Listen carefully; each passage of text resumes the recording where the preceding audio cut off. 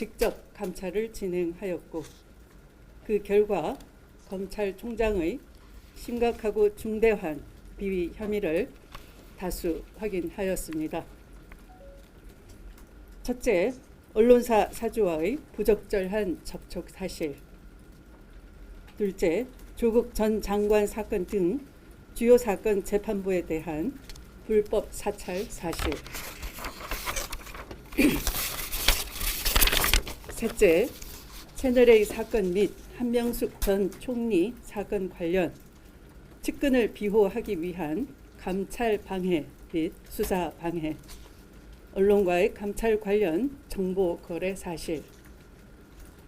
넷째, 총장 대면 조사 과정에서 협조 의무 위반 및 감찰 방해 사실.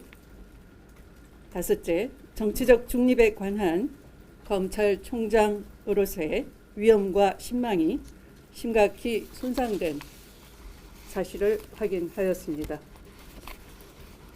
이에 검찰 사무에 관한 최고 감독자인 법무부 장관으로서 검찰총장이 검찰총장으로서의 직무를 수행하는 것이 더 이상 용납될 수 없다고 판단하여 금일 검찰총장에 대하여 징계를 청구하고 검찰총장의 직무 집행 정지를 명령하였습니다.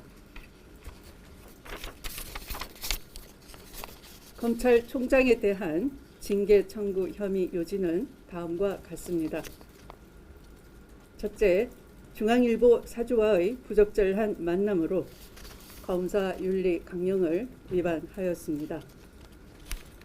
2018년 11월경 서울중앙지검장 재직 중 서울 종로구 소재의 주점에서 사건 관계자인 JTBC의 실질 사주 홍석현을 만나 공정성을 훼손할 우려가 있는 부적절한 교류를 하여 검사윤리 강령을 위반하였습니다.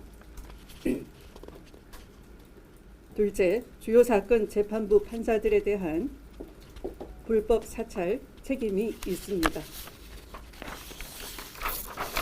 2020년 2월경 대검 수사정보정책관실에서 울산 사건 및 조국 전 장관 관련 사건 등 주요 사건 재판부 판사와 관련 주요 정치적인 사건 판결 내용, 불이법 연구회 가입 여부, 가족관계, 세평, 개인 취미, 무리야기 법관 해당 여부 등이 기재된 보고서를 작성하여 보고하자 이를 반부패 강력부에 전달하도록 지시함으로써 수사정보정책관실에서 수집할 수 없는 판사들의 개인정보 및 성향자료를 수집하고 활용하는 등 직무상 의무를 위반하였습니다. 셋째, 채널A 사건 및 한명숙 총리 사건의 감찰을 방해하였습니다.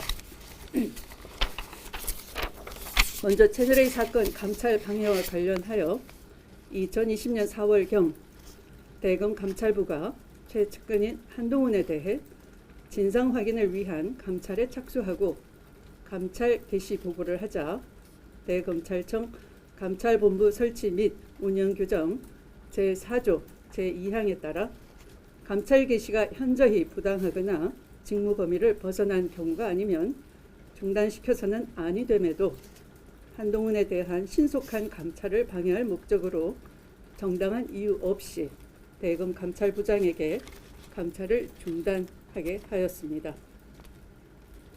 그리고 2020년 6월 4일자로 채널A 사건과 관련하여 사건 관계인인 한동훈과 친분관계, 기타 특별한 관계로 수사 지휘의 공정성을 의심받을 수 있어 대검 부장회의에 수사지휘권을 위임하였음에도 전문수사 자문단 소집을 강행하는 등 수사팀과 대검 부장들의 반발에도 불구하고 부당하게 지휘 감독권을 남용하여 직무상의 의무를 위반하였습니다.